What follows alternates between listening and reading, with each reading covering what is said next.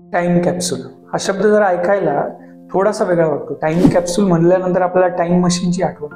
म्हणजे time machine कशासाठी use केलं जातं की भूतकाळात किंवा भविष्यकाळात जाण्यासाठी, टाइम ट्रॅव्हल करण्यासाठी टाइम मशीनचा यूज केला जातो। पण टाइम कॅप्सूल नेमकी हा प्रकार काय आहे ते जाणून घेण्याचा प्रयत्न आपण आपल्या या व्हिडिओच्या माध्यमातून करणार। तर नमस्कार, मी अनिकेत अवताडे आणि स्वागत आहे तुमचं आपल्या या व्हिडिओ। टाइम कॅप्सूल हा नेमकी कन्सेप्ट काय तो नेमकी थोडक्यात जाणून घेऊया। तो म्हणजे असं की टाइम कॅप्सूल म्हणजे एक अशी कॅप्सूल असते जिचं आवरण प्रचंड मजबूत असतं, जे हजारो वर्षांपर्यंत ते तसंच राहू शकतं आणि त्याच्यामध्ये जे विविध घटना आहे किंवा महत्त्वाच्या ज्या घटना आहेत, इतिहास आहे, आत्ताच्या ज्या आपल्या अचिव्हमेंट आहे त्या गोष्टींचे डॉक्युमेंट पुरावे टाकले जातात आणि ती टाइम कॅप्सूल जमिनीमध्ये सोडली जाते। आणि ही आत्ताच्या काळात म्हणजे अलीकडच्या काळात बोलायचं झालं तर अयोध्येतील जे राम मंदिर आहे त्याच्यामध्ये त्याचं बांधकाम करत असताना तिथं राम मंदिराचा जो इतिहास आहे, त्याच्यासाठीचा जो संघर्ष आहे आणि त्याच्या रिलेटेड असणाऱ्या सगळ्या गोष्टी, या सगळ्या गोष्टी त्या टाइम कॅप्सूलमध्ये टाकून अयोध्येत जमिनीत खोलवर पुरण्यात आलंय।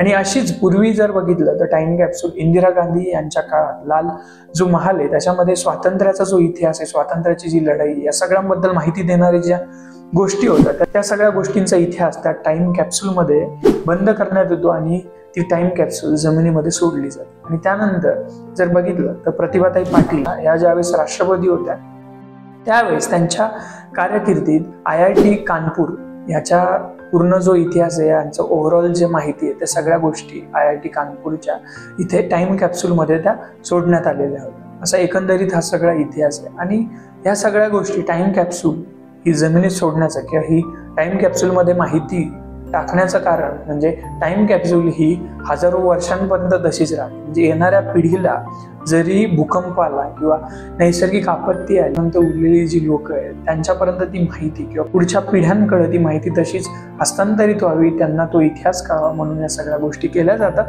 आपल्या इतिहासाचं जतन करण्यासाठी। त्यावेळेस उत्खननात हे जुने अवशेष सापडतात, त्याचबरोबर ही टाइम कॅप्सूल देखील सापडते आणि ही टाइम कॅप्सूल माहिती देते ह्या सगळ्या इतिहासाची, मानव इतिहासाची, आपल्या अचिव्हमेंटची, आपल्या सगळ्या इतिहासाची। म्हणून ही टाइम कॅप्सूल जपून ठेवली जाते, जमिनीमध्ये खोलपर्यंत सोडली जाते। धन्यवाद।